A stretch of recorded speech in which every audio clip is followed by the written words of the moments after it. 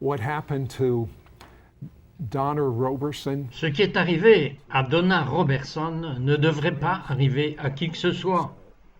Elle a grandi au milieu de travailleurs migrants, une communauté dont votre père est parti à un jeune âge. Vous n'aviez pas assez à manger.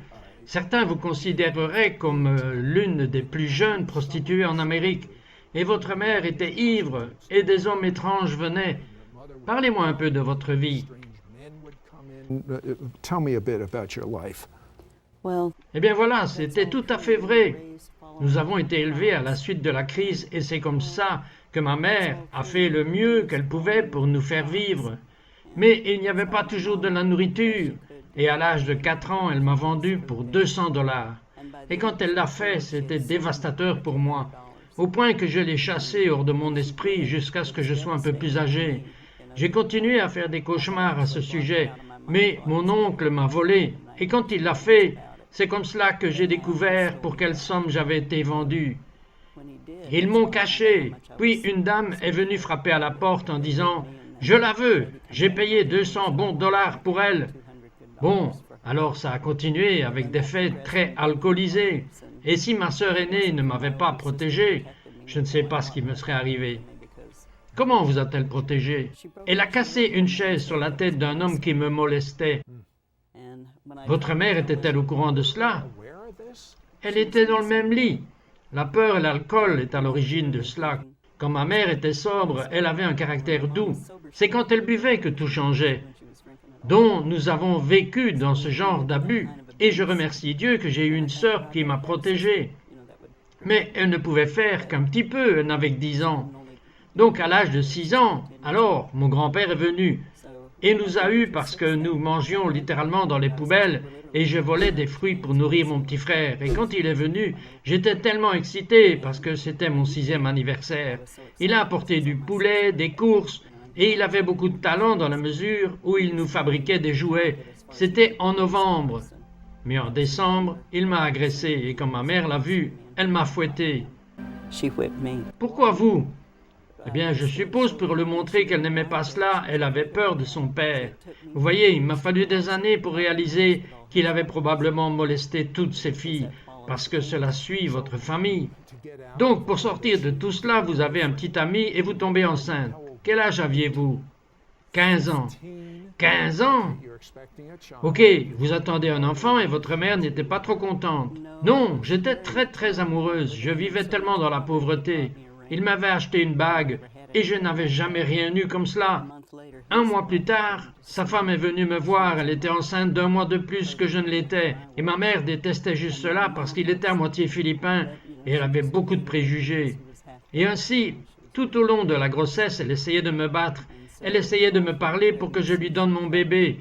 Et je leur ai finalement dit que j'allais vivre dans un endroit indésirable, mais je vais avoir mon bébé. Vous n'allez pas pouvoir me le prendre. Mais alors vous êtes sauvé. L'amour de votre vie entre, vous emporte dans le coucher de soleil, comme on dit dans les films. Mais ce n'était pas tout à fait cela. Qu'est-il arrivé? J'ai eu un autre enfant, j'ai eu une fille. Il était très injurieux, physiquement abusif. Il avait l'habitude de me cogner la tête au mur. Et j'avais de gros hématomes. Et comme j'avais de longs cheveux, personne ne le remarquait. Mais après 2 ans, nous étions divorcés.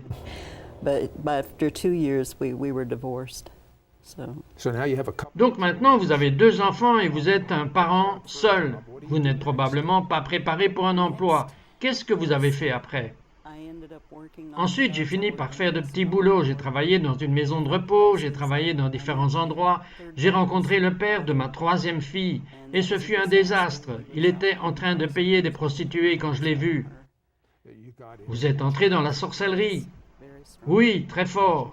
Qu'est-ce que vous avez fait? J'ai pratiqué la magie noire. J'étais littéralement devenue une adoratrice de Satan. Avez-vous jeté des malédictions sur les gens? Oui. Est-ce que de mauvaises choses leur sont arrivées? Oui, ce truc est très puissant. C'est comme ça que c'était facile de le faire, parce que les gens ne savaient pas ce qui leur arrivait. J'ai tout mélangé. J'ai utilisé le vaudou, j'ai utilisé différentes autres choses. Et au milieu de tout cela, elle n'avait jamais lu la Bible. Elle n'avait été que quelques fois à l'église. Elle ne savait rien à propos de rien. quand elle est venue à la religion. Elle a eu un rêve. Parlez-moi de ce rêve. Tell me about this dream. Bien, au milieu de toute cette sorcellerie, de l'adoration de Satan et de tout cela, Jésus m'est apparu dans un rêve. Et pour être honnête avec vous, j'étais effrayé. Mais il avait tellement d'amour. Il a dit, « Je vais te sortir de ces ténèbres. » Vous voyez, je n'avais toujours pas réalisé que je devais l'accepter, mais j'ai quitté la sorcellerie. J'ai arrêté tout cela. Et je suis devenu un bourreau de travail après cela. Je travaillais 70 heures par semaine pour soutenir mes enfants. Et j'ai fait différentes choses. And Et vous aviez une Bible pour enfants, pour vos enfants. Mais vous avez fini par la lire. Qu'est-il arrivé? happened. Mon fils avait l'habitude de me demander d'aller à l'église parce qu'il passait par des choses complexes et je disais non, je ne veux pas y aller. Je n'avais qu'un jour de congé, donc je me suis finalement senti coupable. J'avais acheté une petite ferme dans le Missouri parce que je ne voulais pas les élever dans la ville. Et quand je l'ai fait, j'ai acheté cette Bible d'adolescent, l'équivalent de la parole vivante, et il ne voulait pas la lire, donc je l'ai fait. Et j'étais tellement étonné, surtout avec Marie-Madeleine, comment Dieu lui avait pardonné, comment le Seigneur lui a pardonné. Et elle était possédée, c'était une personne terrible, mais il l'aimait. Et cela m'a juste tellement touché que j'ai dit « Je te veux dans mon cœur ». Et j'étais assise dans les bois sur une souche et je lui ai dit « Je te veux vraiment dans mon cœur, je crois que tu es réel ». Et c'est alors que toute ma vie a changé. Not only did Non seulement sa vie a changé, mais je vous le dis, l'Esprit du Dieu vivant vient d'entrer dans le studio. Et je vous dis que les miracles sont prêts à éclater. Ne partez pas, nous revenons tout de suite. don't go away. We'll be right back to It's Supernatural.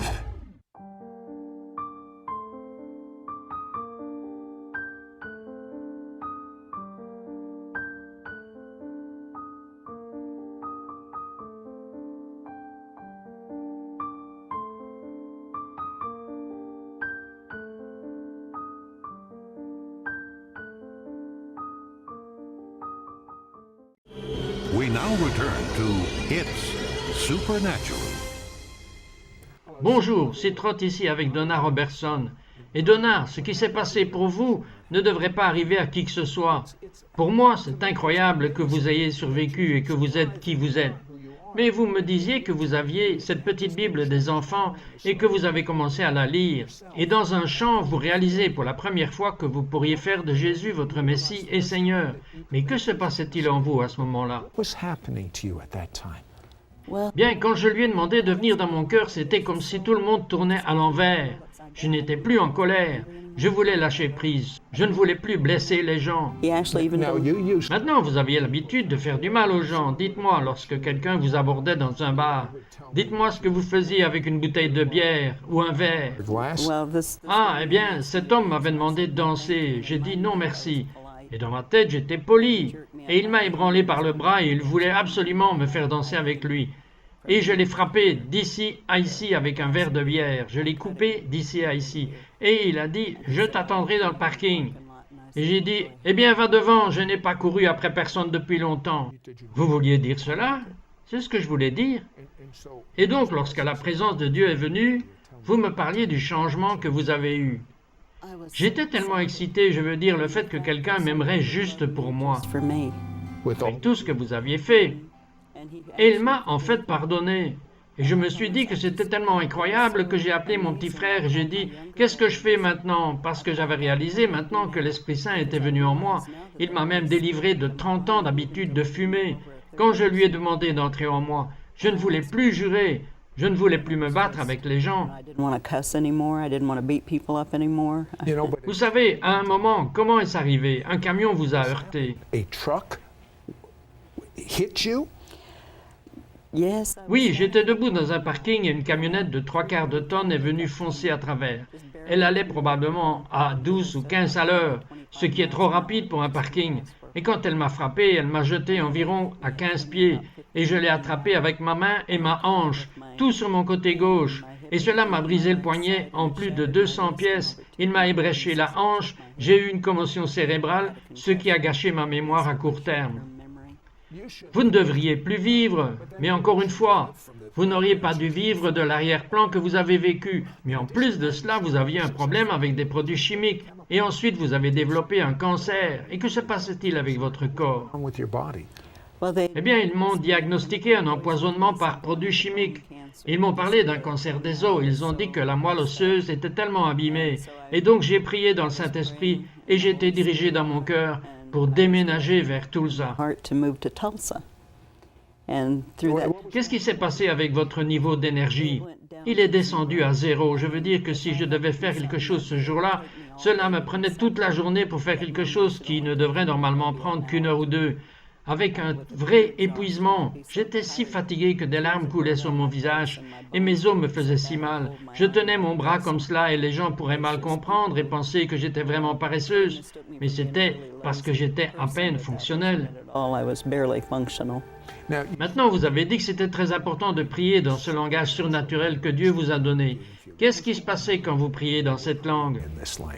Eh bien, la prière, d'une part, construit votre très sainte foi, mais d'autre part, elle a commencé à apporter des choses en moi dont j'avais vraiment besoin pour être guéri. C'était dans mes émotions, et ainsi, quand mes émotions ont commencé à guérir, alors la guérison physique est venue, et le Seigneur a commencé à m'apprendre à pardonner.